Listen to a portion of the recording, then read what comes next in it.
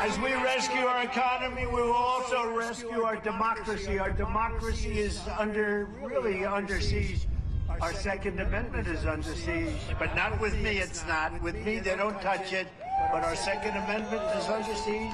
Our democracy is under siege because of Joe Biden. Joe Biden loves to say that democracy is on the ballot in this election. If it is, we're going to win the greatest landslide in history.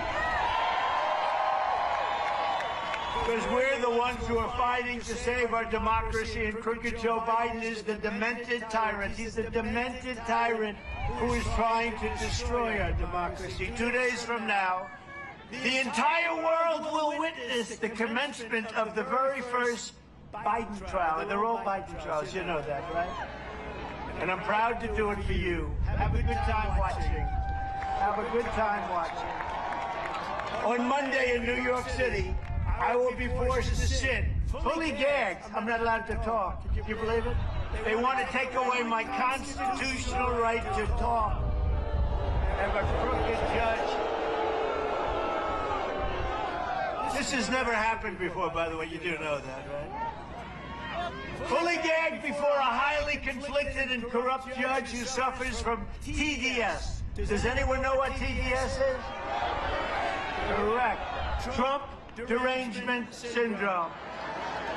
As the radical left Democrat Party seeks to do anything possible to keep me from running and winning in this election. And let me tell you, we're leading by so much, they don't know what's happening. But you know what they'd love to do? I did nothing wrong from day one. I did nothing. You had Russia, you had Ukraine, you had every hoax imaginable. With all of the things they did, with millions of pages of study, they found nothing, which makes me perhaps the most honest guy almost in the world, I think.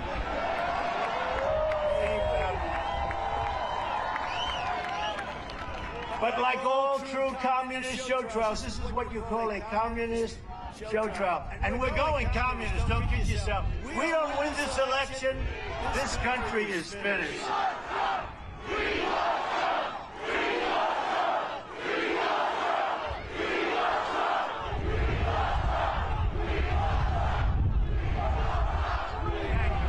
I love you too.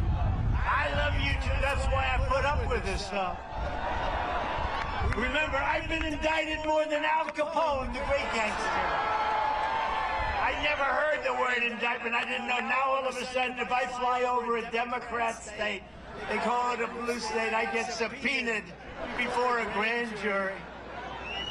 It's horrible. Honestly, it's horrible what they're doing. They're ruining this country. They're destroying the country in every way. There's not a thing he's done that's been good, but this is a case of blatant manipulation of the law and the facts, like Russia, and all of the other hoaxes that we've had to endure.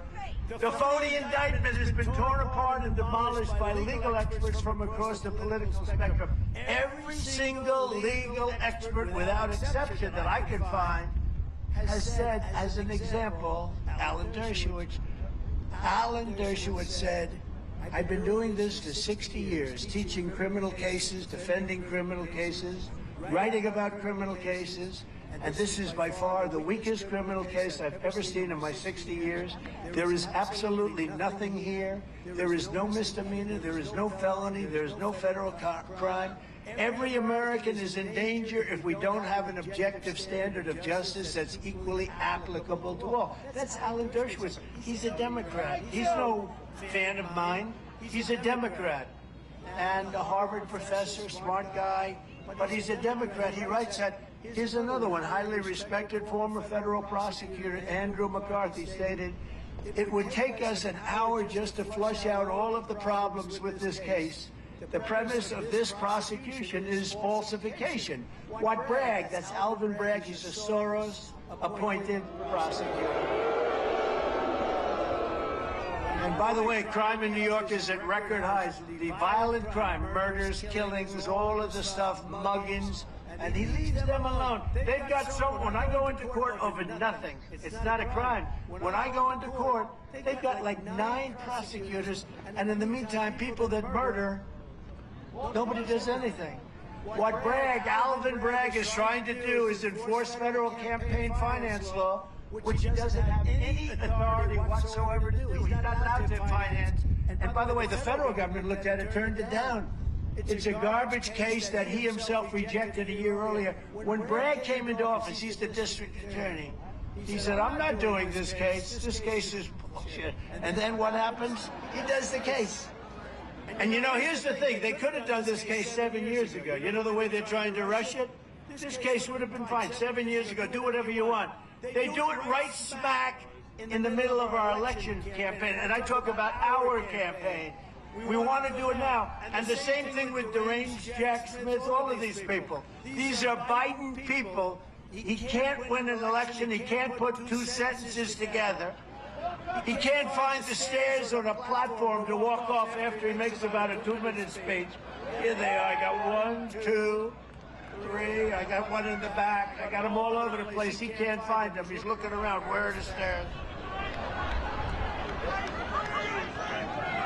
All they're trying to do, they're weaponizing government. They're trying to harm your favorite president, hurt him, so that we can't win an election. They've weaponized elections like a third world country, like a banana republic. Renowned legal scholar, very smart guy, Jonathan Turley, likewise stated, it's a real Frankenstein case. It's made up of different parts that don't hold together, and it's frightening if this can be replicated in the future.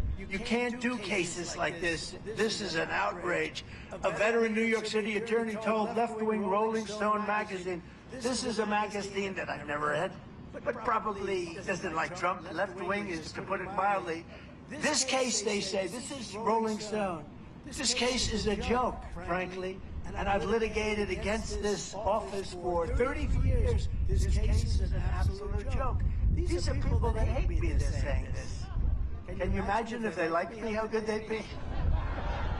And a liberal Fordham University law professor writing in the New York Times called the case a disaster, a legal embarrassment, and they sent back to the rule of law and order, and a really bad thing for New York. And businesses aren't going to move into New York because of what they're doing. Their legal system is shot. It's a joke all over the world. But when I walk into that courtroom, I know I will have the love of 200 million Americans behind me, and I will be fighting for the...